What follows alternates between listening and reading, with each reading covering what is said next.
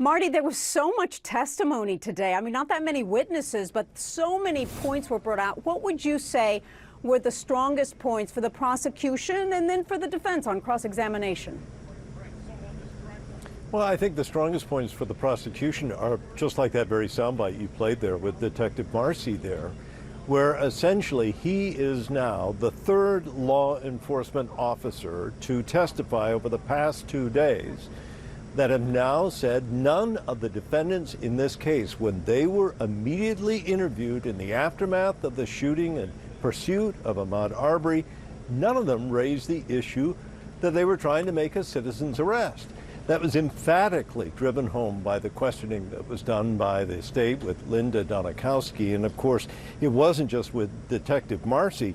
It was earlier when she was talking to Jeff Brandeberry, who was the first officer who actually talked to Greg McMichael on the scene in less than an hour after the shooting. Again, here's that similar kind of moment as the state questions him. Did he ever tell you while you're talking to him that he was attempting to make a citizen's arrest? No, ma'am. Did he ever even use the word arrest? No, ma'am. So, you know, we already know that this is one of the key pillars for the defense in this case, that the reason that they were pursuing, that the reason they got into an altercation with Ahmaud Arbery was the fact that they were attempting to make this citizen's arrest. So now the way it seems that the state has managed to portray this to the jury is that that kind of a defense is something that seems to have come up long after the actual day of the killing. In other words, this could be something that a defense attorney thought up. This is not necessarily something that was on the mindset of those three defendants on that particular day. And you hear that in the testimony from these three law enforcement officers. Now, as far as the point that the defense was able to push back on, they're saying here, look, it's what was in the mind of these men. And today they were focusing on Gregory McMichael. And of course, Gregory McMichael is telling the law enforcement here that that suspect, that man who's laying on the ground, they didn't know his name was Ahmaud Arbery at the time, that he was the one who they suspected had been involved in Gregory McMichael's terms, a series of break-ins in a number of homes. But then Gregory McMichael tells other law enforcement, no, it was a series of break-ins into a particular home. Well, we know that the particular home is actually not a home at all. It's a house that's under construction that doesn't even have front doors, garage doors, and is wide open for many in the community to come and go and see. So that's the back and forth of the day. That's right. In fact, right when he was being shot, the jury heard it was an objection, it was sustained, but they heard that someone from the electric utility company was using the porta potty right in the home that Ahmaud had been in minutes ago. He wasn't shot and killed.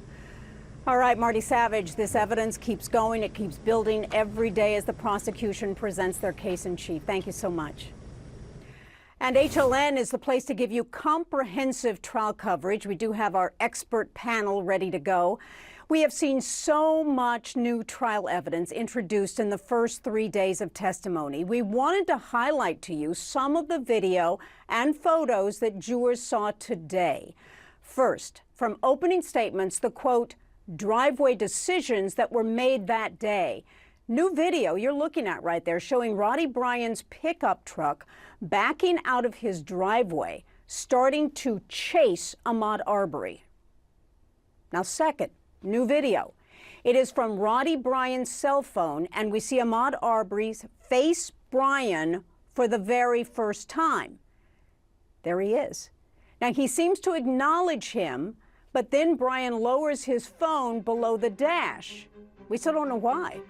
Now third, crime scene photos. These were brand new, taken by the crime scene technician Sheila Ramos. Some of the evidence is extremely graphic, but it is showing Arbery bloodied in the middle of the street. This is evidence. Fourth, Officer Adam Jackson's body cam. His role that day was to canvass the neighborhood to see if witnesses saw anything or had any video footage. The clip shows Jackson approaching the crime scene and talking with neighbor Diego Perez. There he is right there. He appears to be standing by Gregory McMichael. And here, we see footage of Arbery inside the house that was under construction. This is the day. This is minutes before he was killed. The video down here, where Arbery appears to reach for his shorts. So all of this was today, so much video. I want to go to our panel. First of all, Joey Jackson, this video, so many parts of video, and the point is state of mind, but also timeline. What do you think are the most important aspects, factually speaking, that the prosecution is trying to show with all this? Yeah, so Gene, a number of things. Good evening to you, good evening, panel. Remember the elements of the crime here, right? The prosecution, first of all, has to establish when you show the video of Roddie backing out, right, and then pursuing Ahmaud Arbery, you want to show the aggravated assault. You need to show that because if you demonstrate the aggravated assault, which is a felony, there's a death as a result of that assault. You have the felony murder and the aggravated assault. If you also show the running and the detention and the otherwise cornering, etc., now you have the false imprisonment. So big picture, you have that as a felony, you have the felony murder. So that's what you want to do. Moving on from that briefly, I think the prosecution was very effective with respect to the citizen's arrest law, right? The bottom line is they're trying to take it off the table. And factually, if you can elicit facts which demonstrate that they were not trying to arrest, there was no indication amongst them that they were trying to do something in accordance with the law. They were just acting in pursuing him, right, as vagabonds of the neighborhood. And so you can create that narrative and take, Gene, off the table the citizen's arrest law. They don't even, the defendants, get the benefit of that. And what do you have? A conviction. And so I thought it was very powerful from the prosecution in that regard. And they made it through the video. No sound virtually included at all, just video. Misty Maris, as a defense attorney, you're watching this video. Did the defense make any points at all today with the video itself? Well, I think that the prosecution definitely had a strong case. And as Joey Jackson just said, they're laser focused on this reasonable and probable suspicion that a felony was committed. So we heard the prosecution say the word hunch that was on the record and all of that, which goes to their narrative that they set forth in opening statements that these were driveway decisions based on assumptions. Now, that being said, in these videos, the defense is going to be laser focused on some of the statements made from Gregory McMichael about the fact that he had seen Ahmaud Arbery in that house before, the fact that he believed that, and he didn't say felony, and he never used citizen's arrest, but he said something to the effect of, it was very clear that there was a problem, he was up to no good. Is this strong enough to get that ball over the net for the defense to have the benefit of the citizen's arrest statute? I'm not so sure. But again, we're here at the prosecution's case. The defense is yet to put on their case. So I'm sure the defense is going to be culling out those statements that tend to support a reason for the McMichaels to be in pursuit of Ahmaud Arbery.